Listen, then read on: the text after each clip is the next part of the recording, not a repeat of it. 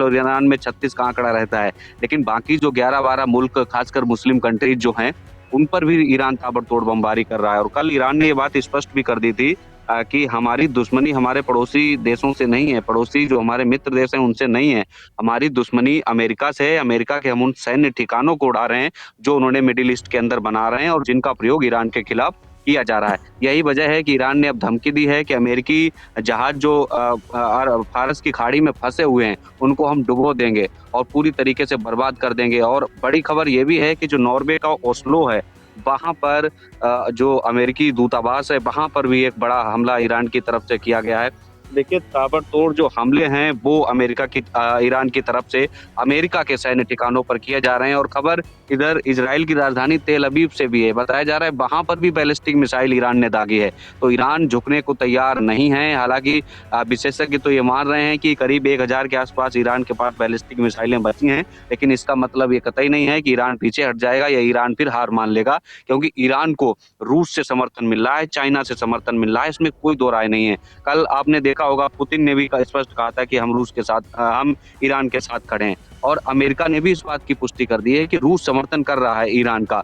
और जो रूस समर्थन क्या कर रहा है, आप देखिए, रूस सैटेलाइट का प्रयोग करके सारी जानकारी अमेरिकी सैन्य ठिकानों की ईरान को दे रहा है कि कहाँ पर कितनी सेना है, कहाँ पर कितने फाइटर तैनात हैं, कैसे हमला होने वाला है। और यही वजह है कि उसी जानकारी के आधार पर ईरान जो है वो सीधे-सीधे बैलिस्टिक मिसाइलें दाग रहा है और अमेरिका, इज़राइल को भारी नुकसान हो रहा है। हालाँकि ईरान का भी नुकसान है, और यही वजह है कि जब ईरान निशाना बनाकर दाग रहा है, तो अब इज़राइल ने क्या किया, इज़राइल का मानना है कि अब इनके जो ठिकाने हैं उनको ध्वस्त किया जाए। इसीलिए ऑयल डिपो पर सुबह-सुबह ये बड़ा हमला किया गया है और कई विमानों में आग लगने की खबर है। नुकसान कितना हुआ ये अभी पुष्टि नहीं हुई है, लेकिन बताया जा रहा है कि ईरान की जो राजधानी है तेहरान, सौरभ, ये एयरक्राफ्ट का ऑयल डिपो है। यानी जो फाइटर जेट हैं ईरान के, उनमें ऑयल की सप्लाई होती है, ऑयल भरा जाता है इस डिपो से, उसी को निशाना इज़राइल की तरफ से बनाया गया है।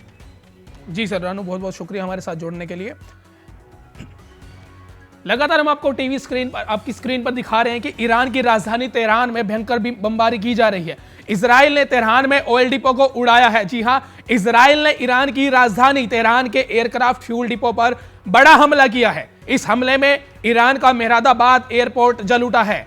देखते ही देखते इस हमले के बाद आग के गोले में तब्दील हुआ मेहराबाद एयरपोर्ट। ईरान की राजधानी तेहरान के अक्दासी तेल डिपो पर अमेरिका का बड़ा हमला।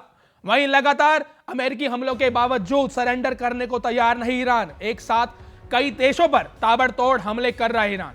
अमेरिकी जहाज को फारस की खाड़ी में डुबा देंगे। ईरान का लगातार यह बयान सामने आ रहा है कि अमेरिकी जहाज को फारस की खाड़ी में डुबो देंगे। वहीं ईरान द्वारा कुवैत के सोशल सिक्योरिटी दफ्तर पर लगातार हमला किया गया और नॉर्वे के ओस्लो में अमेरिकी दूतावास के पास ईरान ने जवाबी कार्रवाई की है। वही सामने आ रहा है कि इजराइल के तेल अवीव शहर पर भी ईरान ने बैलिस्टिक मिसाइल दाग दी है।